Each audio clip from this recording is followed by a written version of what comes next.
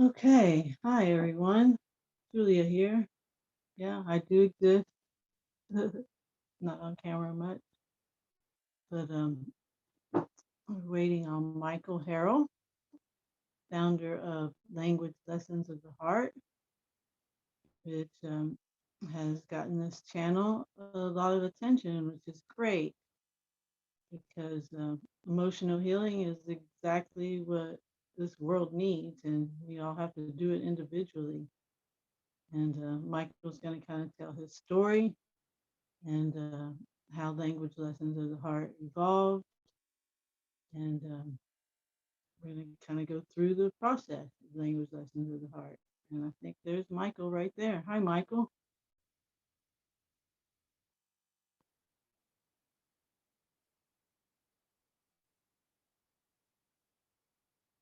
Well, anyway, so today is March 24th, I think. I'm not even sure. It's the kind of life I live. It's just a very natural life. I kind of go to sleep when it's dark, wake up when it's light. That means I'm about to have some really long days since we go into spring and summer. That's okay. I have all the energy for that. And Michael? Yeah, I'm here. Oh, okay. Cheers. I was just listening to your introduction. So I was just I didn't see you there, so I was just rambling. What is the date today? Is it the 24th or the 25th? Today's the 24th, and in Savannah, Georgia, it's 9:01 a.m. It's 1:01 p.m. here in Portimao, Portugal, or actually Portimao, Rasmal. Portugal. Wow. So it Mm-hmm. was an international, transcontinental. Right. You gotta love the internet, the ethernet, right? We're in the Yeah. ether. It's the simulated connectedness of consciousness. It's a simulation of the actual connection. Exactly. I've been listening to a lot of Archaics, which you can find some of his videos in my playlist. And Oh wow, yeah, yeah. It's he's good. blowing my mind. He's really giving me perspective on things and why things work the way they work, like the law of attraction. So yeah, really cool stuff. I advise people to check him out. Jason Brochures is his name. He's on Facebook too. But anyway, we're going to talk about language lessons of the heart today. And here's our founder, Michael. So just tell us how a little bit about you and how you discovered emotional healing and led you to put out language lessons of the heart. Language lessons of the heart is a healing modality, um, and specifically, it's my healing modality. So I'm not a teacher. I'm not a healer. I'm not a philosopher, a researcher, a psychologist, psychoanalyst, life coach. I'm not any of that stuff. Um, what I did is back in the day, around in the early '90s, I had my midlife crisis, what they call midlife crisis, or whatever it is, reawakening or something. But I needed to deal with my emotional energy, and so I did that. I did a whole bunch of different things to learn how to heal and to actually be engaged in healing. Right. And at that time, you could meditate for hours at a time, right? Every day. Yeah, no, this is and before that, okay, that was in the '90s, but before that, in the '70s, when I was so it's 50, 60, I just around when I turned 30, 20 from 25 to 30, '70s was 20 in the '20s. Yeah, I met an enlightened guy in Coconut Grove, Florida, and I was just hanging out and talking to him, and he thought I was a nut, but this guy turned out to be an enlightened man, and that guy changed my whole world. And all I did was like ride. give him a ride. Like he looked like an old hippie, he was like a hippie. You know, I'm 6 foot tall, and he was like about 6'5" and real thin, and it was like an interesting, imposing character, right? And he started talking to me about enlightenment, what that means, and what it feels like, and stuff like that. And I had no clue, but you know, things started happening after. So I spent one afternoon, one evening with this guy, and drove him around town, and because he was just basically walking guy, like a walking prophet or something. And you know, this guy opened up my mind, and I could listen to people talk in my head from 2 miles away, and get close to my friends. I could see a life review, you know, I could see their life from the beginning to the end, right? So all the childhood, first friends and schools, and then first loves and all that kind of stuff, and then off to when they died. And so that put that whole thing in my radar, right? It's like the image that I got back then was, I've been driving around in a little Volkswagen, you know, like a little raggedy Volkswagen. It's got no instruments, no padding. There's nothing to it, but just a little Volkswagen. And this guy was flying around in a 747. This is this gigantic airplane, and perfect, miraculous kind of a thing. You know, I'm going, wait a minute. I mean, this is available to humans. So yeah, that I ended up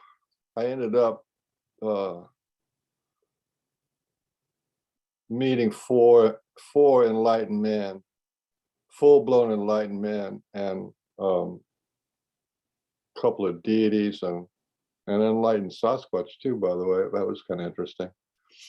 So, but that I dedicated a whole lot of my life to meditation, Kriya Yoga, Raja Yoga. Raja Yoga is called, Raja is the king, so it's the king of all yogas. And it's Kriya. It's about breath work, and going within in your different energies with your eyes and with your ear. You go in for hearing, go in for eyes, go in for taste, and then you go in with what they call the holy name. And it actually worked really good. I mean, I had one of the best teachers in the world, and I did that for like 13, 14 years. And but it was the reason why I was doing it that created the dark night of the soul. The reason why I was doing all that meditation stuff is because of my emotional wounding as a child. And it was this emotional wounding as a child, which I didn't even know about. I was a crib baby. My mom had postpartum depression after she had me, and she actually went into a mental institution for psychosis. And because she was seeing things, and you know, she had a complete split with this reality. So I wasn't taken care of for like 4 or 5 months, or maybe more. I don't really know. And you know, it's like I had an aunt that would come and take care of me. My dad was working, and I had two sisters, which were 4 and 6 years old at the time. So that was basically, I just laid in a crib and, you know, chilled out. But that instilled in me the idea of not being worthy, not being good enough, not being loved, all this kind of stuff, right? So my intense engagement into the spiritual world of Kriya Yoga and gurus and enlightenment was because of my intense need for love, right? So I think, well, if nobody really loves me, I'm not experiencing any kind of love in this world, God's got to love me. So I'm going to try to get God realization and try to get some of that love stuff going on. And so that was the motivation. This was all subconscious. I didn't know that. This was all subconscious. So, but after 13 years of doing meditation, I had really some beautiful stuff. I mean, that was a good time in my life, actually. And it set my feet in the right direction. But eventually I ran out of gas. I mean, you know, I started off with 6 hours a day of meditation. And then, you know, then that was for like 6 months or something. And then, you know, it went to 4, and then it went to 2, and then it went to 1 hour meditation. But after 13 years, um, meditation, you're not doing anything. You're just sitting there and contemplating and focusing and feeling sensations, but it's not like you're going anywhere or doing anything. And it definitely did not translate into my external reality.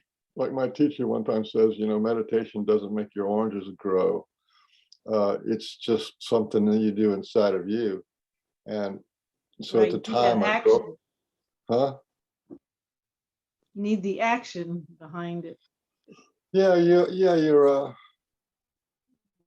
you can't if you're carrying wounds, meditation, well, it's like Carl Jung said one time, said, you can't make your subconscious conscious by filling it with light. And that's what I was doing. I was filling my consciousness with light in hopes that that light would bleed over into or somehow embrace the darkness of feeling unworthy, not good enough, there's no love for me, abandonment, you know. So anyway, that's how that's how I ran out of gas, and that's how this whole thing came crashing in on me, because I would, at the time, my girlfriend left me, the cat ran away, I lost my job, so it was like all these things just like pop, pop, pop, and that wasn't supposed to happen to a saintly, holy man, because I was like a holy man, right?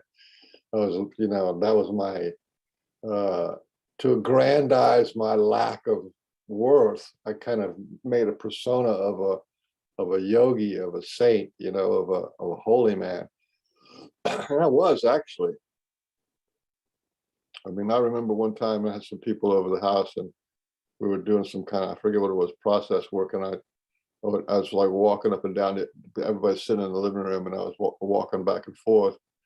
And this one guy said to me, when you walk by me, I see this blue light in my head. You know what I mean? And I thought, okay, but I didn't feel that, right? It was just that I was holding down so much energy that just to be around me was like so powerful. So anyway, that's the contrast, the ultimate bliss, and then the ultimate bliss doesn't take care of the ultimate darkness or the ultimate wound, and which I still had, I knew nothing about, right? And so after all this stuff was happening to me, I had this, my girlfriend left, I got this other little girl I was talking to. She was into all this stuff. She was into like primal release work and emotional healing work and process work and stuff like that. She knew about that. So it was a typical hero's journey, and you meet the wise woman, and she set you in the right direction. And she said, well, Michael, you're way out of touch with your emotional body. And here again, see, I had this image that I knew everything. I was like on top of it. I was like the king of all yogas and all this kind of stuff. And then I had to admit that, yeah, my results in my life were not matching what I wanted, right? My image, my self-image that I had, my kind of fake self-image, or my, what do you call it? The image that I created for protection, put it that way. I aggrandized myself to cover how I degraded myself, right? My feelings of degraded, so I aggrandized myself. So she says, you're way out of touch with your emotional body. And so she gave me some books and stuff to look into. And at the same time, I realized that this was going on. This was at the peak of when emotional release work, Primal Scream, when that was happening. It turns out that Primal Scream is a really, really, really, really powerful modality, because you just take your feelings, go into your feelings, find out what the deepest wound is, and then you let it out. And let it out if it's crying or moaning or shouting or whatever it is, whatever that feeling is, you let it out and you vibrate it out. And so if you do that once or twice a week, man, you make progress really fast.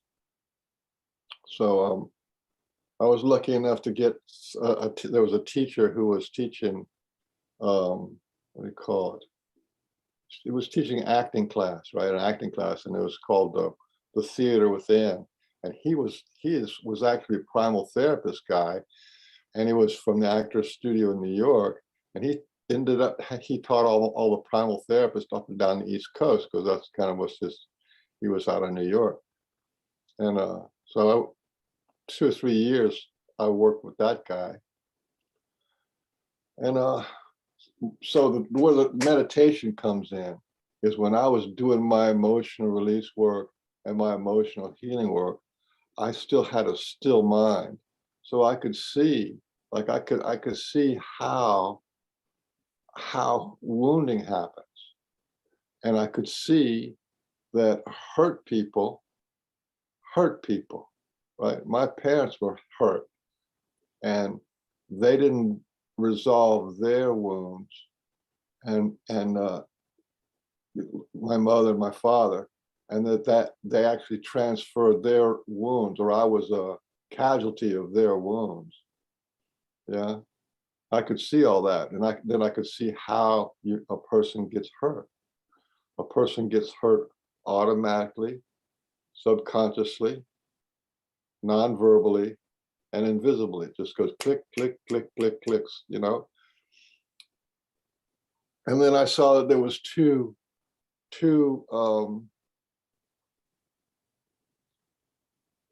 energy patterns. So one was the thinking, and the other was feeling, and that they were connected. So if you have rotten feelings, your mind will come up with reasons why you're having rotten feelings. So, you know, if you feel like abandoned and lost, then a young mind will say, I'm not worthy, or there's something wrong with me, or I can't get what I want, right? So the mind interprets the pain into judgments and thoughts and understandings we call judgments and denials. Almost everybody has the judgment of I'm not good enough, right? Because that's just kind of the way we teach children, is that they always got to be better, or whatever they did was wrong, or they could, you know what I mean? That it's kind of just, it's enough so that everybody gets the idea that they got to be better, because they're not good enough. So anyway, automatic, subconscious, non-verbally, and invisible. And it's sort of like a imprint. It's imprinted in, it's like a flash into your mind that has both the information, like the realization that, oh, I'm not good enough, and the pain of I'm not having my needs met, or I'm being judged, or I'm being put down, or I'm being not accepted in a multitude of ways. So that's the whole core of it, is thoughts and feelings. The whole core is getting your thoughts and feelings congruent. And so after you have had the pain, right, and then your mind goes about trying to explain the reality of why you're in pain or suffering, or your needs aren't being met, whether it's abandonment, or there's insanity in your house like there was with mine, or there's alcohol in the house. It's also like was one, and you try to rationalize all this stuff, and you internalize it, and that becomes the core of your being as a child. But none of that stuff is true. It's all conditional. It's all stuff that's, none of it is actually true. Your understanding of your condition, your understanding of who you are, is conditional on these events that happen to you. Like what I say, one of the things I say is, what happened to you sticks to you. Yeah. Or another way of looking at it is, if your mother feeds you with a spoon, right? At some point, that feeding you with a spoon, you grab onto that spoon as a little infant, and you start trying to put food in your mouth by yourself. Well, it's the same thing as if you feel empty and inadequate. Your mother is not connecting with you, or your father's not. Your father's always off at work and abandoned you, or whatever. um, that's like feeding you negativity or lack or inadequacy, right? They're feeding you this inadequacy. And at some point, you grab that inadequacy or lack of love or whatever it is, insanity, and you feed, and since that is life and love, then and that's the way you survive, and then you internalize it. So you feed yourself from that point on who you are as an inadequate, not worthy. You know what I'm saying? You feed that to yourself, just like you take the spoon away from your mother who's feeding you and you feed yourself. You do the same thing with the wounds that you've accumulated or the misunderstandings or misinterpretations of what life and love and childhood is all supposed to be about.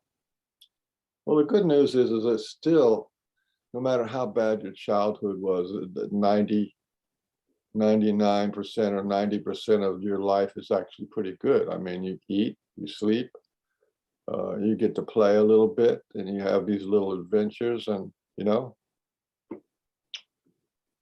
even though that 4% that's perhaps wrong or bad, it's just overpowering and loud and invasive, and you become the victim of it, right? You're the victim of your environment, and being a victim of your environment with no ability to flee and no ability to fight back is how you get PTSD or childhood PTSD.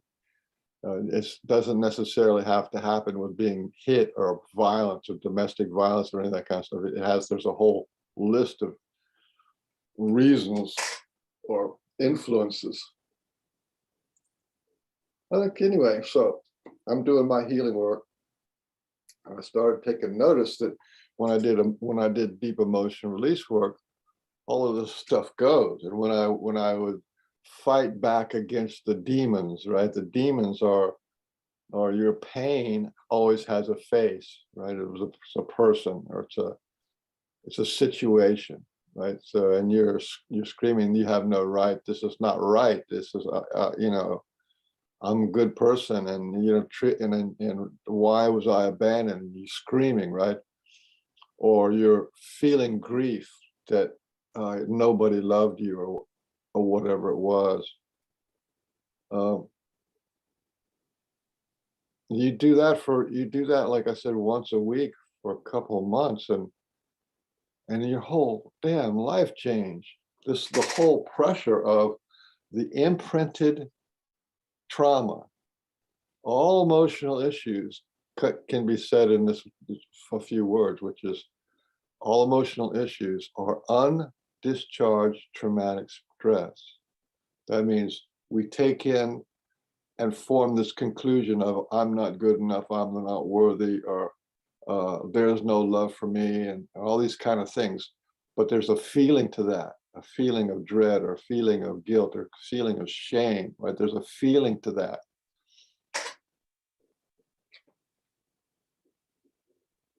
And that process, and so that charge is held as part of your identity. That's who I am, right? I'm the victim. I'm little, I'm inadequate, I'm not loved. God turned his back on me. My parents abandoned me emotionally, or they torture me, or whatever. Some parents are really bad.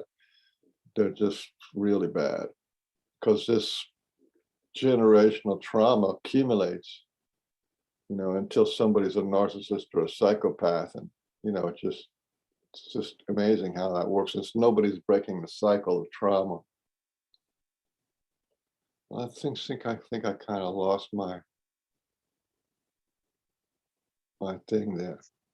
So, then doing my healing work, when you do this, when you discharge, express what's suppressed, right? When you express what has been suppressed, or when you admit or explore what you have denied, right?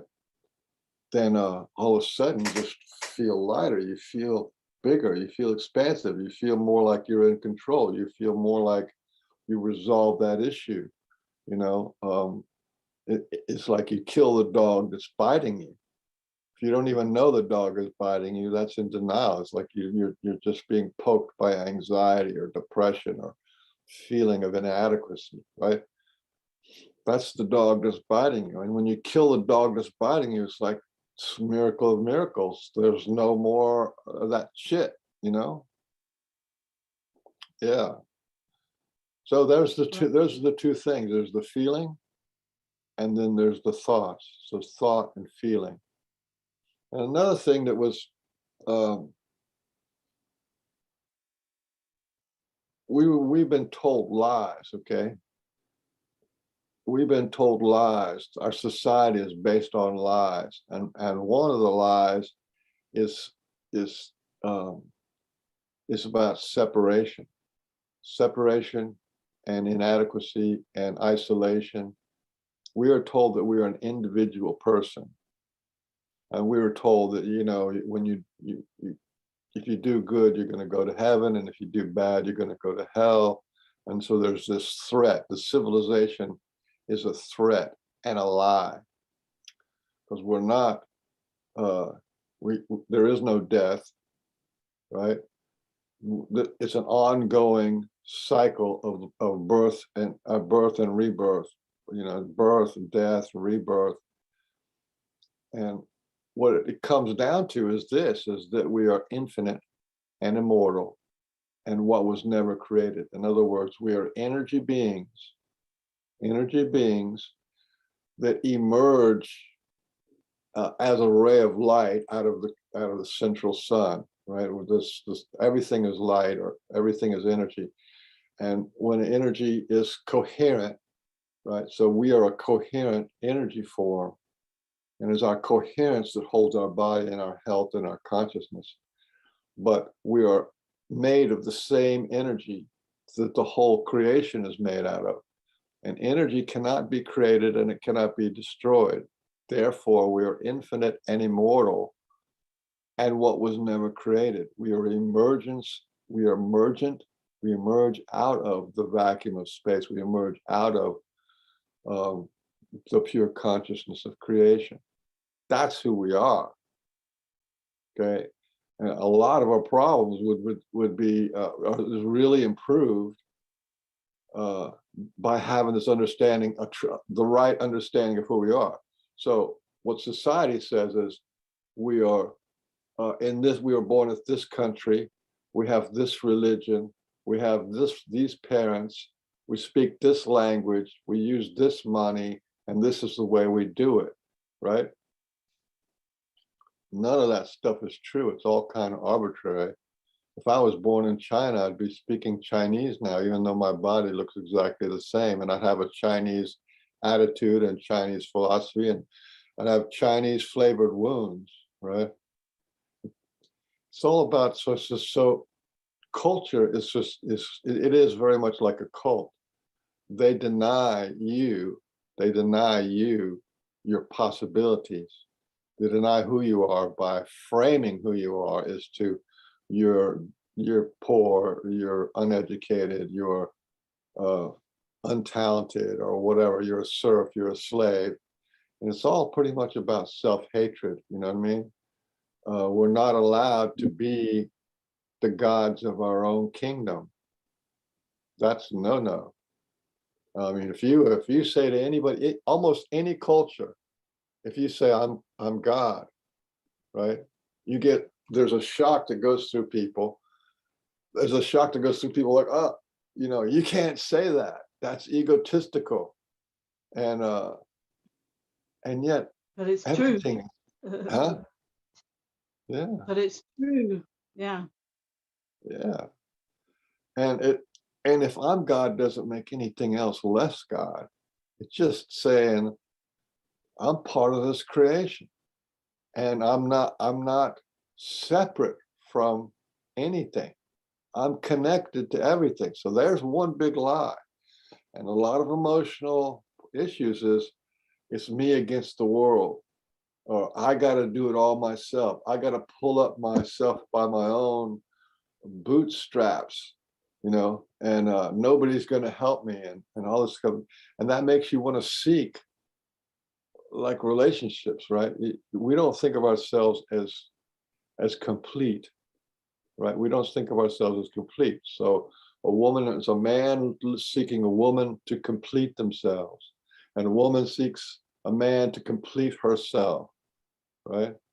So we're saying, I'm so empty and inadequate that I need you to fulfill me, right? And it goes back to this thing about love. When the ground of being is love. The energy of the universe is love. The power that moves and creates and manifests is love. There's a love vibration. And that's the totality of who we are. And yet, this belief in the separation, the belief in the isolation, the individual, I'm an individual, I'm unique, I'm only one, you know, that's not exactly true. That's like a big lie. We're connected to everything. And love, right? So we're taught that you need money and you need love and you need this you need to be doing work and you need to be connected to the monetary system, the religious and stuff like that. I mean, it's, you know, part of Buy this these awakening, products. huh? And you need to buy these products. To buy these products, yeah. You need to be in debt. Oh yeah, you Right. got to be in debt. You can't, you know, can't be successful unless you're in debt. Right. You gotta keep up with the Joneses, have the new car and the new phone. And Yeah. So there's a lot of this emotional healing work is actually awakening to the truth of who you are. Like we're taught that we're powerless, right?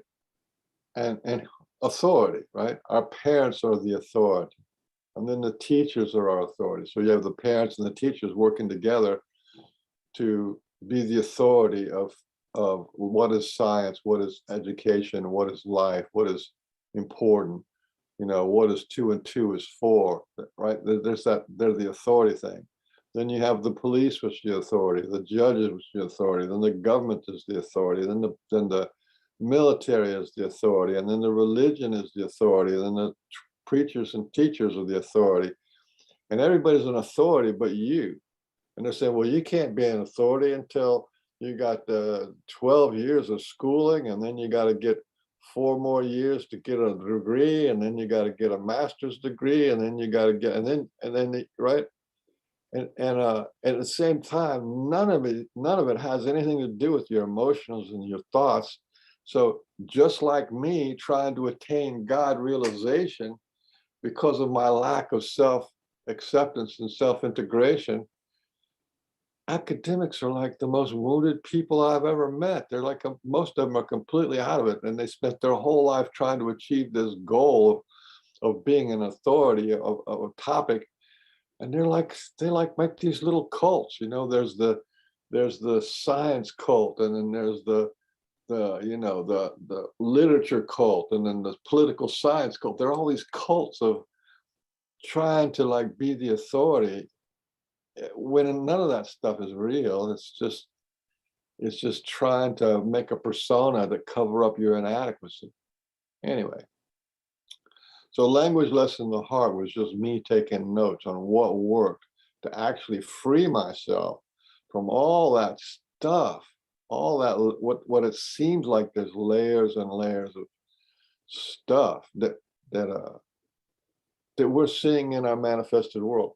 What's inside you, the form of the politics inside you, the form of prosperity inside you, the form of love inside of you, is exactly what you see out in this world. And if there's war, then there's no love. And if there's poverty, then that's your, you know, and the politics are completely criminal, lying, cheating, stealing. That's a mirroring, a reflection of what's going on in our collective, our society. And the way we run our society is you get a whole bunch of wounded, like there's this whole thing is like if if you live in a world where everybody's blind, the one-eyed man is king, right? It's like the society and culture is created out of self-hatred and denial of self-worth, right?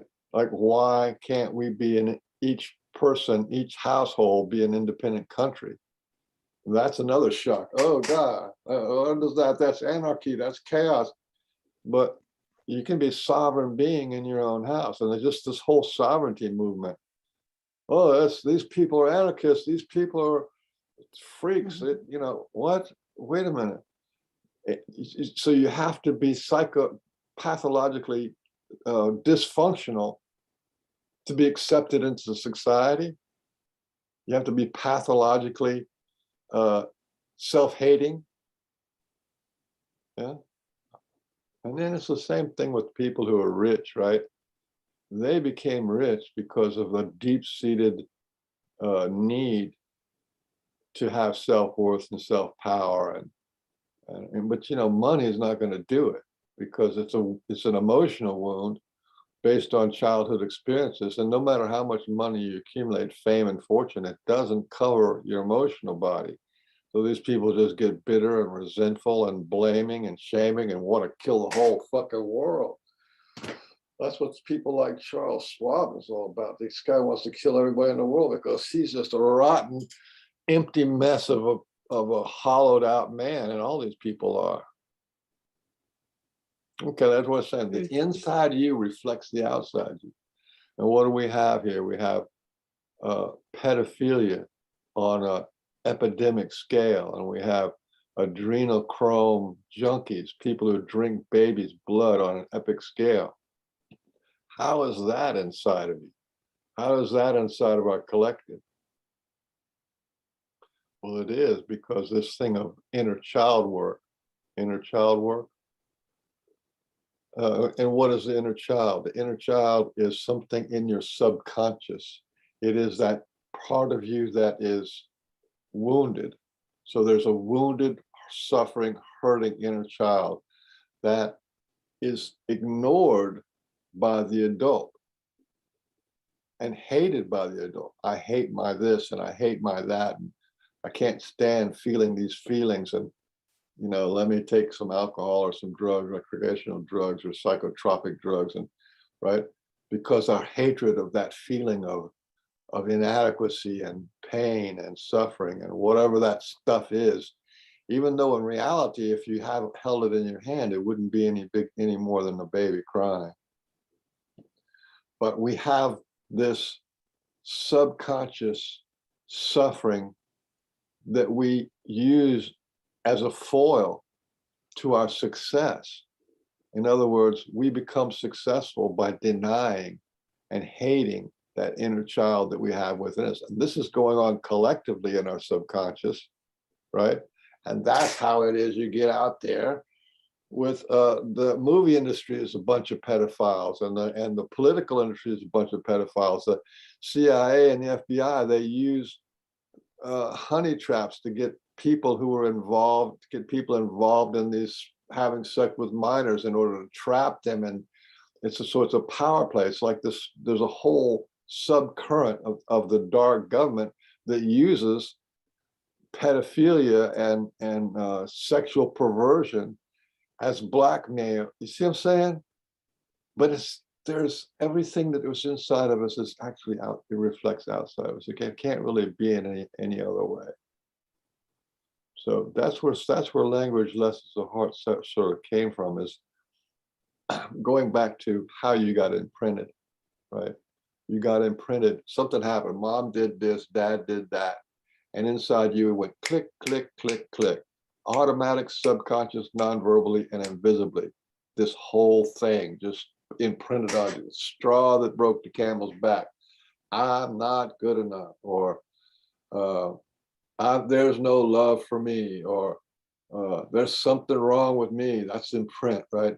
And once it's imprinted, it's like riding a bicycle. It's going to always be there until you remove it. And the way you remove it is you have to have a method. Instead of it being automatic, you have to have a method a process, a recipe, instructions, like how to change the tire, this little 1-page, 2-page instruction thing, right? How do you do it? So from automatic to a method, and then from the subconscious to conscious. So, you don't walk around saying, I hate myself. And you have to actually look. You have to make that result. You have to make that result in your life. You see what that is. And that's really self-hatred, self-denial, self-ignorance, self-rejection, right? So you make your subconscious conscious by feeling your pain a little bit. And then you hear the words. The words are, I'm not worthy, right? And you see who said them to you, who made you feel guilty or ashamed or inadequate or terrified or shocked, or hurt, traumatized, right? Who did it? So it's automatic, subconscious, nonverbal, and invisible, and it's like a little movie. And what a healing modality is, any good healing modality is to re-edit that movie with the movie, you being a victim, and when you re-edit it, you change the end of it, you change the result of it, you change the meaning of it, and you become the victor. And a lot of that can be done by reframing, or just by reliving, or by rewriting. That's when you get close to that event. So that's basically how it works. And why it works so powerfully is because you're doing the exact opposite. You're retracing the events in reverse of how it happened.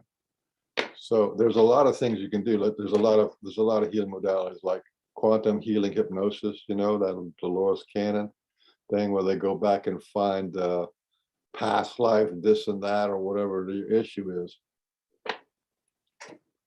Well, that actually works, because if you have an issue in your past life, there's emotional detachment between this life and last life, and then you go, oh, I was burned at the stake, right? So that's why I'm afraid of fire. This is why this happened to me, and you re-edited that because you have a whole lifetime, a bunch of lifetimes that kind of insulates you from that.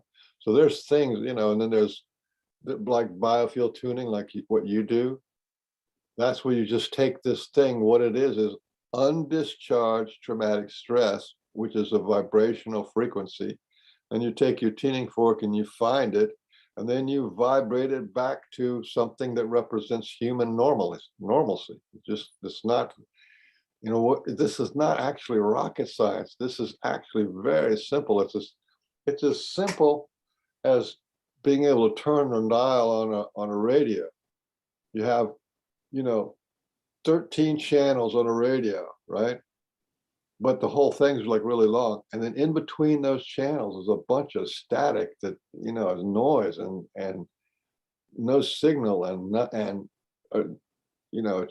it's a disturbance, it's a discord, right?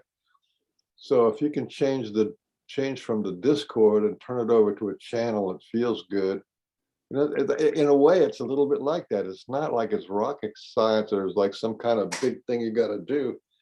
The other thing is, the psychologists and therapists and life coaches, they use these words like anxiety or post-traumatic stress, and all these different words, which don't really get to the core of what it is. You're dealing with pain. Yeah, the pain and the fear of pain, and the remembrance of pain. And then the last thing that's important is the flow of consciousness, of how consciousness works in your mind. And this is where you come to the spirit, heart, will, and body. We were taught that we are just an individual person, and if you have anybody else inside you, duh, you're schizophrenic. You have a split in reality, a split in your thing, right? Well, that's not true, because there's your head, there's your heart, there's your belly, your gut feelings, and your physical body. And these are just natural parts of you. And the other thing is, we think of ourselves as fixed. In fact, we're not fixed. We're mutable, right? You can have one song when you're 18 years old. It was like the greatest song and it was your favorite song. And then when you're 33 years old, there's another song, right? And these things come into you, and then they become your favorites. And then later on, something you say that we're mutable. We have friends that come on, and friends and lovers that come in. They were really impressive. Or we read about this master, that guy, or somebody, some philosopher, and that really turns us on for a while, and we absorb that in, right? So we're actually incredibly mutable beings. Energies come into us and energies flow out. We grow and our perspective changes. We're mutable. We are as like the wind and the water as the nature is, right? So we're not fixed beings. And this goes from, like, right now, I'm in your head, right, talking to you, right? But and so you know, I am alien to you. So I'm an alien being. I'm a ghost. I'm a. Right now, in this video, I'm a disincarnate spirit talking to you. But this is the fundamental nature of reality. There's disincarnate spirits everywhere that can kind of talk to you. You know, when I was coming up, we had Ram Dass and you know, and John Lennon and all these kind of people, and like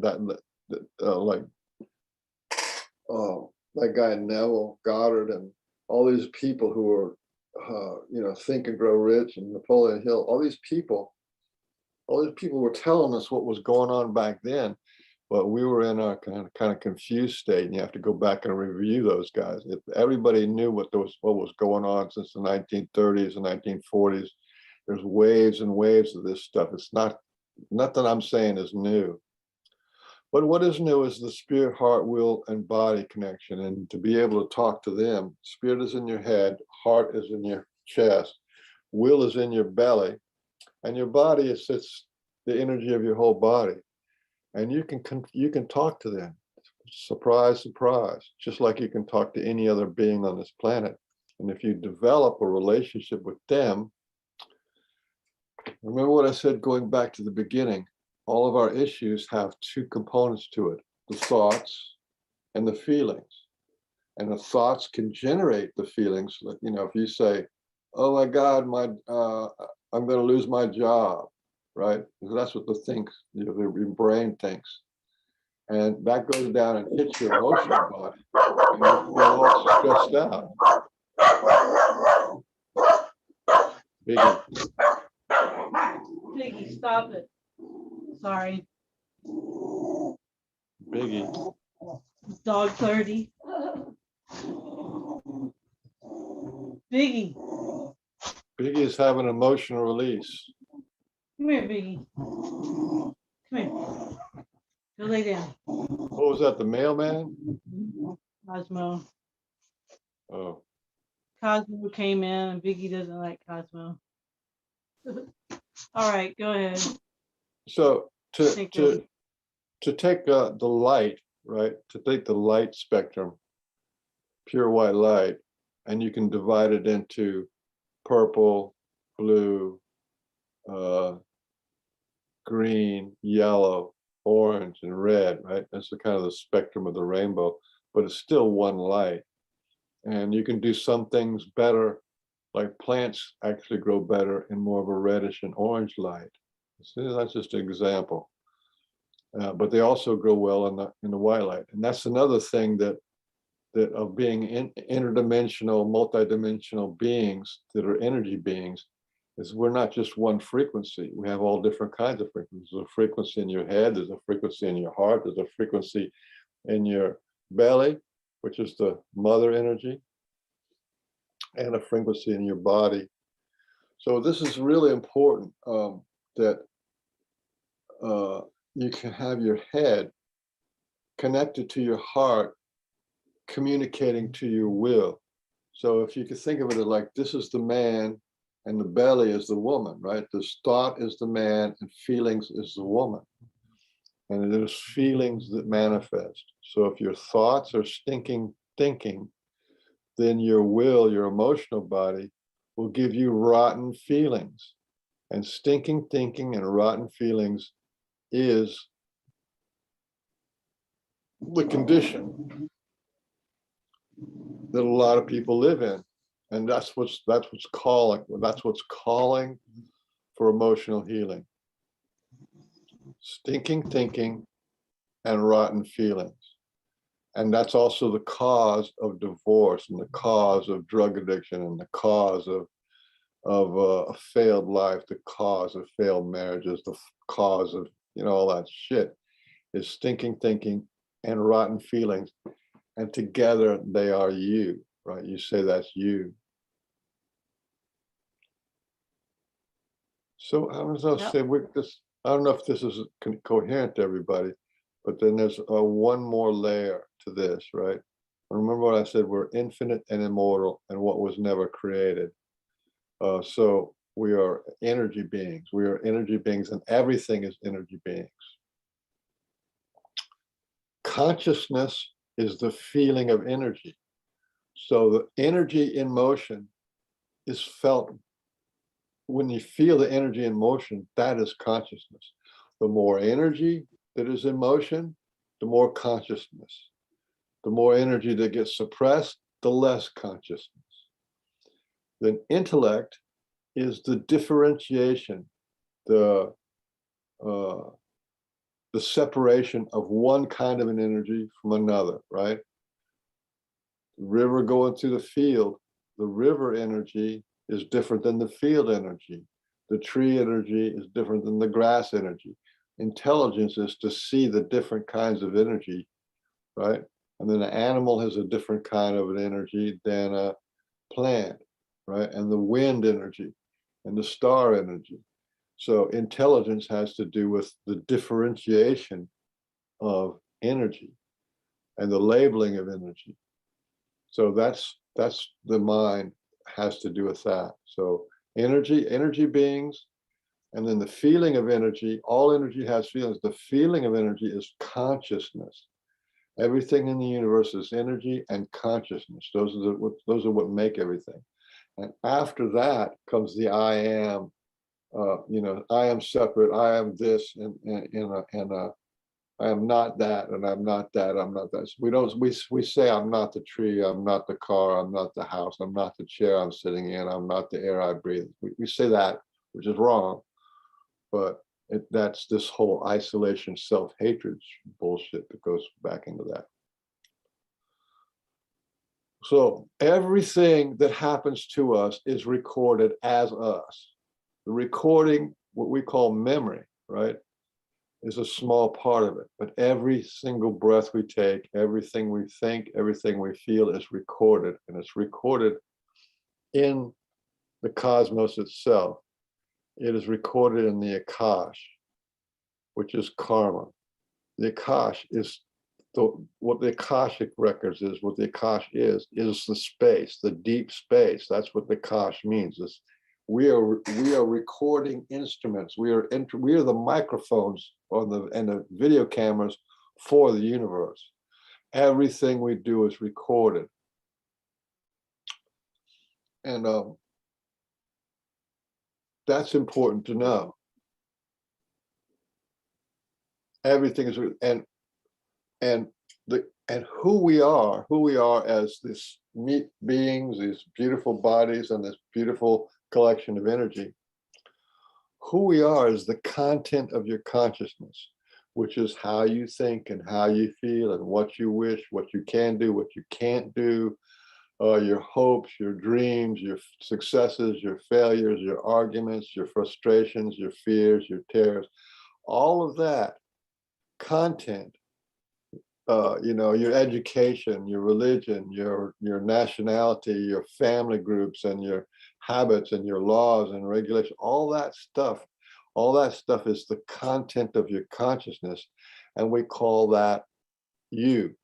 I am. I am American. I speak English. I da da da da. And I, right? That's the content of your consciousness. When you die, you have a life review, and the life review goes from birth to death of this life, and it goes in minute detail of every single event that happens to you, right? That's the Akashic record. It's just a recording of that, right? Including your interpretation of whether it was a good life or a bad life. You can go to heaven thinking you got a bad life and find out that it was actually pretty good. So the Akashic record, what is written in the deep space of the universe, in your soul, right? What is written there can be edited. If you don't like it, if something's not right, something's not fair, you can edit it. You can edit it in this life. It takes a human body to do it, to edit it. You know, this is what the resilience is about. This is what healing is about. This is what the awakening is about. This is what transformation is about. This is what the ascension is about. You have to edit the content of your consciousness, which is your Akash, and your cash is your karma. How does somebody have some events from Dolores Cannon? How does somebody have some event that happened to them 5 or 10 lifetimes ago affect them now? Because that event is in the content of their consciousness, and it bleeds over into now. The content of your consciousness says who you are. And if you're not good enough, you're not worthy, or you've been raped and burned at the stake, then you're going to have issues around all these things in this lifetime because of the content of your consciousness. And it's only data, right? So if you've been a victim for many lifetimes, you go back and you refight the dragons, you kill your demons. And when that, going back in time and fighting your fights, or correcting, or loving your wounded self, and mama the trauma that happened in this lifetime and another, the roots of it are in this lifetime. I mean, the experience of it is in this lifetime because your parents did this and your parents did that, but it goes back to other lifetimes and other lifetimes, and you can connect to that. You connect in the now to that, and you can actually re-edit the story because it's a movie, right? You're the main character, and you decided whether that was a good thing or a bad thing. I mean, I would have a very hard time thinking, if you're sitting there being burned at the stake just for being a witch or being a saint, how that would ever be translated into a good thing. But you can actually transmute anything. You can re-edit, re-feel, reorganize, and re-empower yourself. Again, it goes back to us being infinite and immortal in what was never created. You have to have a certain amount of self-pride. Are you going to let garbage be thrown on you for 10,000 lifetimes? At some point, you got to clean your house. Clean your house, right? Get rid of the garbage. Get rid of the, we got a room full of demons over here and a room full of robbers and thieves over here. Get those guys by the scruff of the neck and throw them out the front door. Let them release them. Let that stuff go, and kick them out. And good riddance. Don't come back, and put a little lock on your door so these repeating patterns of discouragement and disappointment don't happen anymore. So in a way, it's sort of like the whole thing is like this epic healing hero's journey. The dragon's going to kill the maiden, which is your emotional body, your female body, and then you're the hero. You're the mind as the hero has to learn how to get these skills to go and kill the dragon, which is your pain, right? And the dragon's sitting on your gold, right? That's the metaphor. So it's like the hero's journey.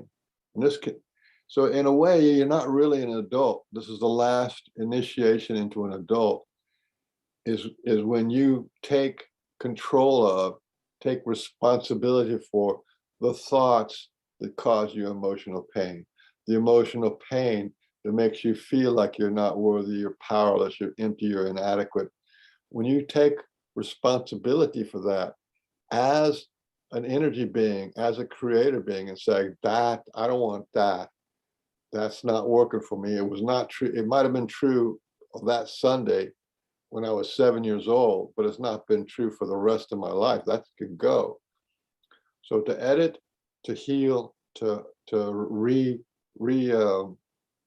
restructure, and come into a different position in relationship to who we are. And really who we are is the content of our consciousness. So I don't know if you have any questions about any of this stuff.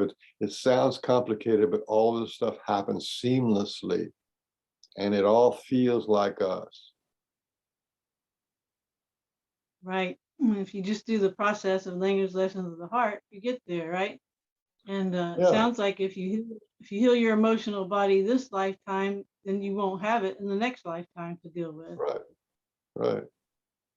Paramahansa Yogananda said something about that. He said, you know, you have this karma, and karma is the stuff that happened to you and the stuff that you did. And by did meaning you assumed it was bad, or you judged it, or you denied it, or whatever. He said you have this karma, you have these things that you did, and death's not going to help you. I mean, if death would help you resolve this issue, then everybody would just jump in the river right now. I said, no, you have to take responsibility of this, for this garbage collected in your pristine energy house, the garbage collected in your pristine energy house. And in this lifetime is the time to do it. You do it while you're alive. Yeah. And it's actually kind of fun, because all healing happens in alternative dimension. Memory is an alternative dimension. Fantasy is an alternative dimension. It's a 5D kind of a thing. You're the adult now, going back in time in your memory to your to your childhood days, and as an adult, you look through what's going on in your child, mother and father, parental relationships, or your school relationships. As an adult, you look in there and say, well, I'm not going to put up with that shit. Those people were crazy, and you let them have it, right? You won't let, like, the difference between, what child abuse is? A lot of people don't really have a good definition of child abuse. Child abuse is this: I'm an adult, you're an adult, right? I'm an adult. What I would not let anybody do to me as an adult, I would not let somebody insult me. I would not let somebody hit me. I would not let somebody put me in a room as punishment. There's no adult that can do that to me, right? If I do that to a child, what I would not let another adult do to me, what I did to the child is child abuse. So, I would not let anybody talk to me sassy, insult me, or slap me, or hit me, or shame me, or blame me, or take away my privileges, or confine me into a room, or any of that kind of stuff. So a lot of people don't really know what child abuse is, but that's what it is. And so you have pride and dignity. You're not going to let your boss dog you out forever. You just get a new job. You're not going to let your circumstances and whoever you're living with dog you out or give you a hard time. At some point, you just move out, right? It's the same thing where you have to take that. I'm not going to take it anymore. I'm worth more than this. And you go back to your childhood and you go back as the healed adult, as the mentor, as the savior, as the ideal parent.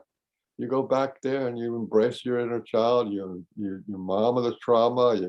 You play, or you just hold the crying, suffering little you.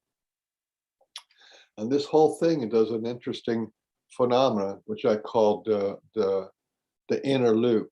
You take your conscious mind, which is living in the now, and you're going back in time, and you yourself are in charge of doing your own connecting to your inner child, and you're healing and you're evolving, and eventually you allow that inner child to grow up and manifest and become an adult active part of you, which is usually the best part of yourself. But the good thing about this is that loop. So remember, the culture has you going outside for the authority. Outside of your parents is the authority. So you want to seek help from your parents. You want to seek help from the doctor. You want to seek help from the therapist. You want to seek help from you know, your employer. All these authorities. We reach out to try to bring energy in to help us, right?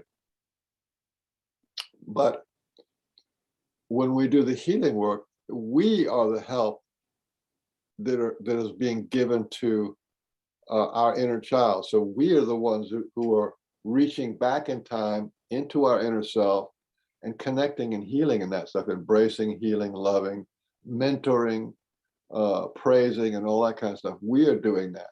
And this back in time and inside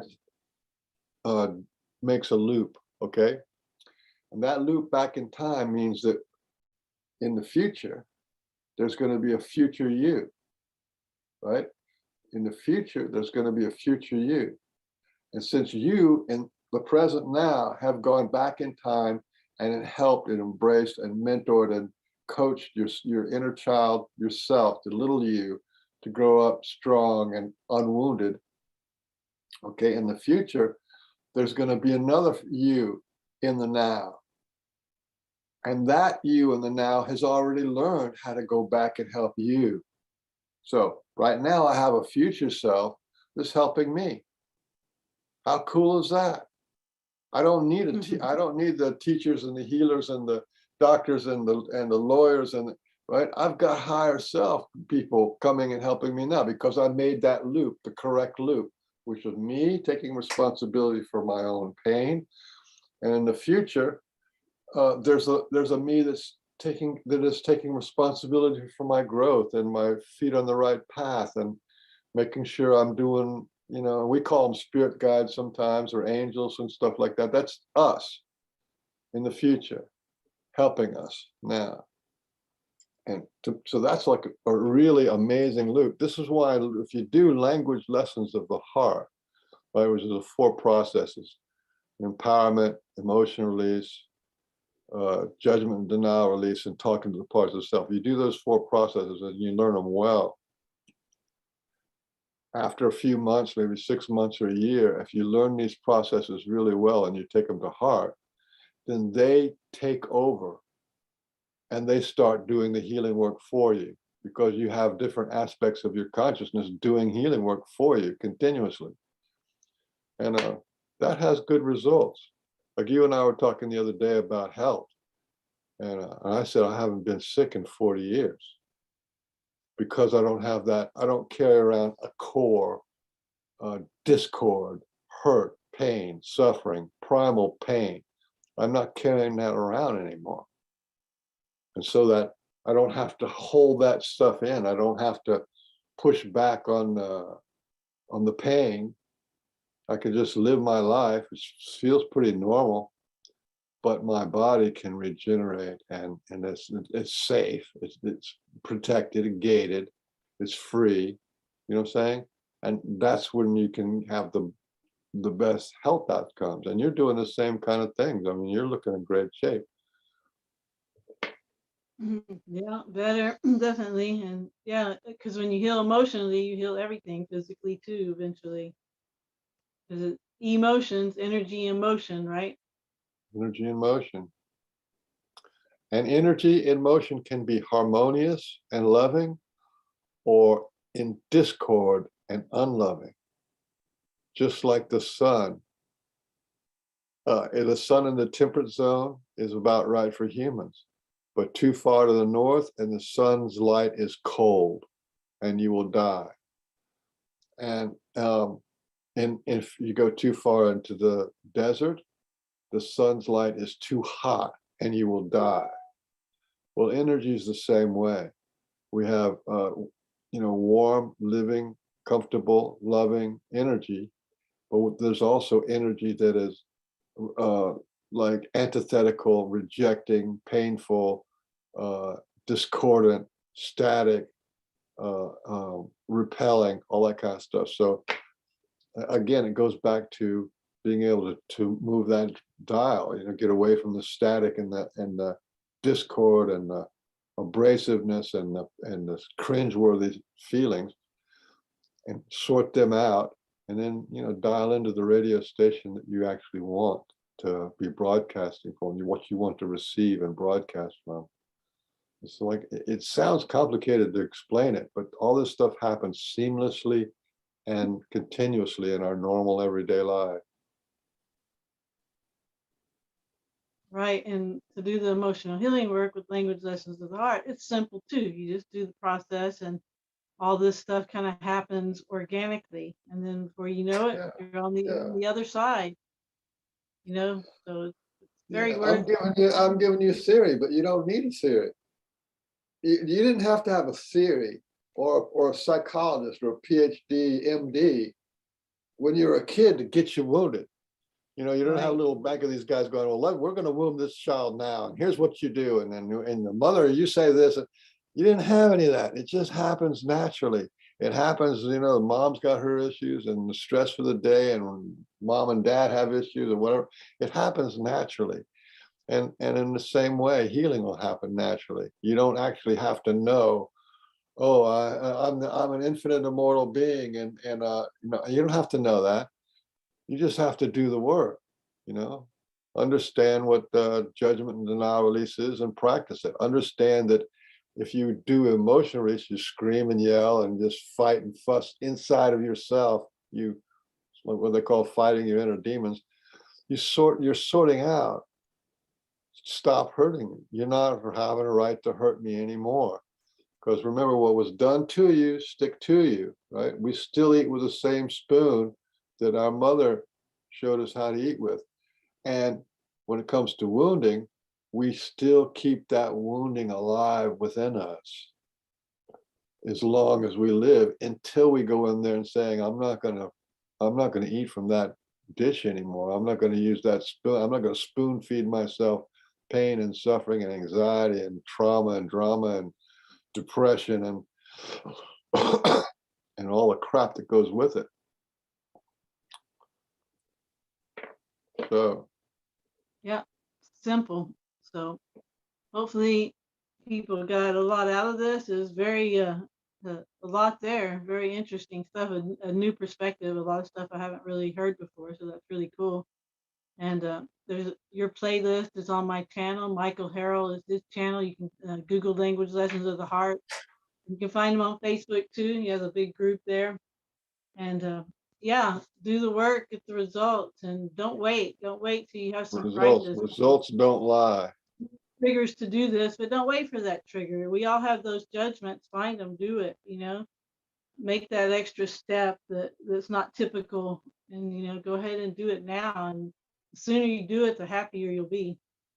The fastest path to uh, ascension, right? You can't ascend when you have sandbags of suffering. You got to empty out those sandbags of suffering, throw away the bag when it's done, and then you ascend naturally, because you're not going anywhere. It's right here, right? Ascension isn't to go up to heaven. Ascension is just to move this far into your energy field. That's all it is. From 3D to 4D, 4D to 5D. You don't move anywhere. Nothing happens. It's just that vibrational frequency is clear, and you're not going to carry your anger and resentment into the next reality. It's not, you can't get there from here. That's why you got to do your healing work first, and then your spiritual stuff will kind of unfold. I mean, it's not like we have to plan, and you don't have to do anything. One of the things that I was thinking about doing, I just thought I would run it by you, was I was thinking about having a little mini workshop once a week. I'm really thinking about doing this, where we can actually teach the process in living time. We can get a whole bunch of people on Zoom and then maybe go live on Facebook or something, and then just go through it. It's just like, remember, like the workshop we did in Austin. Mm-hmm. It's not super complicated, but people have Yes. no idea how it works, and it's easy to teach. Anybody can learn it. Anybody can teach it. I was thinking about doing it. I Right. remember I did that with Barbara Jean Lindsay on her radio show. And I did a sort of like a live demonstration of talking to the parts of self, and a live demonstration of judgment and denial release. And I think that's the way to go, because I realized that this is such a simple process. You don't have to be in a physical room to do a workshop. So I was thinking, if I did like maybe four once a week, like say it's once a week for a month, right? Then you would give, you know, emotional release, judgment, denial release, talking to the parts of self, and the empowerment process, or do them all together. I don't know. So what do you think about that? Yeah, I think it's a great idea. And if anyone's interested, just let us know. Yeah. Okay. Well, listen, I love everybody, and I feel connected to everybody. I want everybody to know that we are winning this game. When you look outside, you see all this chaos and stuff. What that is people's negative, the collective's negative results that they've gotten in their life are coming to the surface to be healed, to be cleared. And when you see this craziness that's going on, the rigged election, the pharmaceutical companies trying to kill everybody on the planet, and the politics trying to ruin the money and continual perpetual war, all that kind of stuff, that's ours. When you own that, and I can see that we're winning. This is a winning situation for us. And it's just like the whole world is on a dark night of the soul. But it's like when I was on my dark night of the soul, I got to look at my finances, my relationship, my sexual desires, and my fulfillment, and all that kind of stuff. You got to relook at all that stuff, because it's not working. It wasn't working for you. Like I said, when I did those 13, 14 years of meditation and all that spiritual stuff, well, that was really good. That was money in the bank, but it didn't do anything to heal me. I was still a messed up person. I was still an inadequate person trying to cover up my pain with spirituality. Yeah. So we're winning. Yeah, awakening, the veils are being lifted, or all the evils being exposed, so it can be healed. And so, yeah, it's Yeah. an amazing We don't time. want any of this. We don't want any of this stuff. So we're going to have to edit it out, delete a lot of stuff, heal a lot of stuff, Put stuff in. Yeah. But you got to do it from a sovereign mindset. If you're not sovereign in your own soul, and know, if you don't know what the effect that your thoughts have and how your feelings and thoughts work together, if your head hates your heart, and your head and your heart hate your emotions, and you're full of this constricted conflict, you're not going to form a good government out of that kind of crap. You got to solve all your past issues, come back to neutral, and be able to find your heart again as a natural, everyday kind of a thing. I feel my heart every day.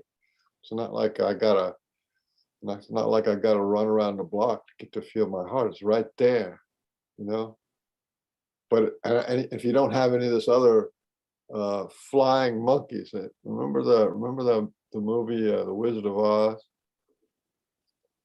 The flying monkeys are the thoughts in your own mind that are scaring the shit out of you, and taking away your power, and taking away your rights, and taking away your freedoms, and taking away your desires. Flying monkeys.